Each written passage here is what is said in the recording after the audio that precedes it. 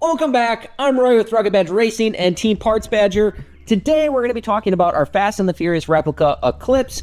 Now, we had nitrous installed in this. We have our nitrous solenoids here. And part of that, we had to reroute our fuel lines. Now, I had been smelling fuel recently. I haven't driven it in a little bit here, but we have a fuel leak. So let's get this started up, see if we can find the fuel leak and get that fixed.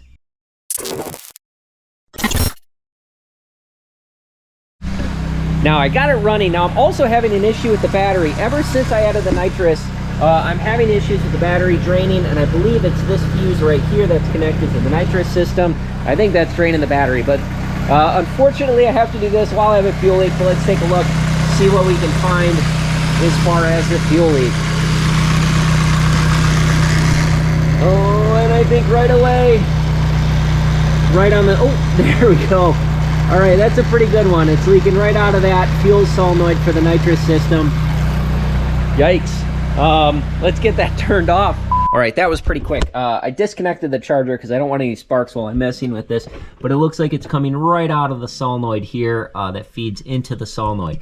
Now, on the solenoid, I don't remember having any issues with the thread, but I know for sure I had issues with the T. And in the T, I actually had to re-tap that myself because, frankly, it wasn't a good thread and to get that seal up properly. Now, it's interesting that I'm having an issue with the solenoid, but let's see if we can get that detached.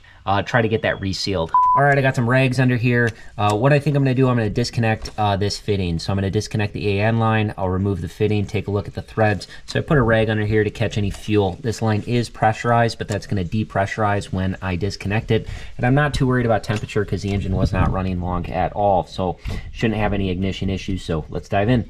Fitting is out. So overall, it does not look like the liquid PTFE formed a good seal. So I'm gonna check and see if I have a tap. I wanna clear out the solenoid, and then I'm gonna put this thing on the vise and get it brushed, get those threads nice and clean. I might try Teflon tape, or I might look at a different sealant. Yeah, that just flaked right off here. I am using a brass brush because this is aluminum, and I do not wanna damage the threads. Looks like this is all clean. All right, unfortunately I don't have a tap, but looking at the threads over here, I think I'm in pretty good shape. They actually look really clean. Might just be that I never got a seal with the liquid PTFE tape. So let's see what we got in the toolbox for sealant. I'm pretty sure I had one specific to fuel resistant gasket maker right here. Yeah, so let's give this stuff a try. We'll just pop this on here, go ahead and torque this. Now, because this is an MPT, I believe the torque spec is you put it in finger tight and then you do 1.5 turns. So let's do that. All right, here we go. Got a nice solid bead on here of that fuel resistant sealant. You know, we are finger tight. There we go. Now that's definitely on there tight. Let's go ahead, we'll connect back up the AN fitting. Now the AN fitting has these nice angled seats and they look in good condition, so we don't have to worry about sealing there. Let's start it up, see if we have any leaks here. Move this away from our exposed timing belt.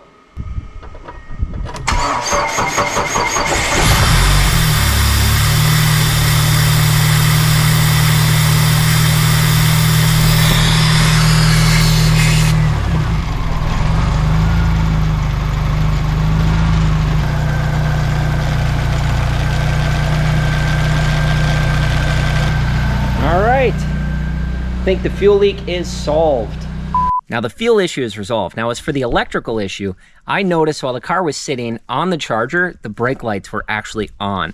And I remember when I was down in there that they had some weird spacer or something like that down on the brake pedal. So I went to check it out, and let me show you what I found under here. So this is our brake pedal switch. You can see it behind the spring. They actually put a little bit of spacer. Looks like some double-sided tape right there. So what I actually did, this is adjustable. So you actually just turn it. See if I can turn it a quarter turn, and you can see this slides in and out. And then when you get it into a good position, you can just go ahead and turn it about 1/8 of a turn, and now it's locked in position.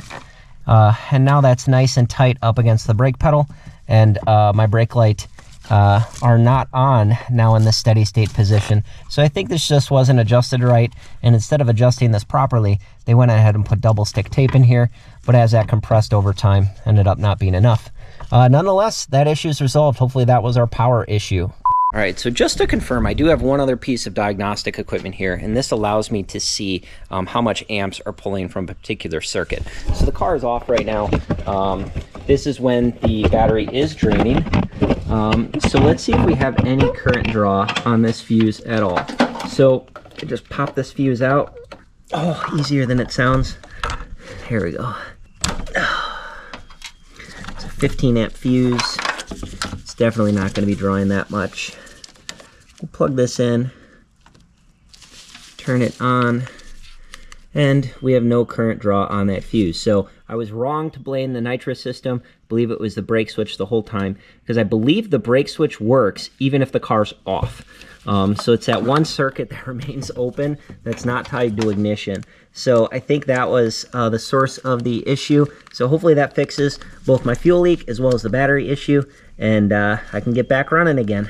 All right, and there you have it. So real easy fixes today. Just had to retighten that. That should be sealed up now, especially once that sealant cures. Now the NTP should already seal on its own, but I think we'll be in good shape with that sealant. And I think we might have also fixed our power issue. It was not the NOS circuit, it was the brake light switch. Now that that's resolved, this thing's ready to rock and roll. Now, please remember to like and subscribe. We got a lot of other projects. I appreciate everybody for watching. Until next time, thank you.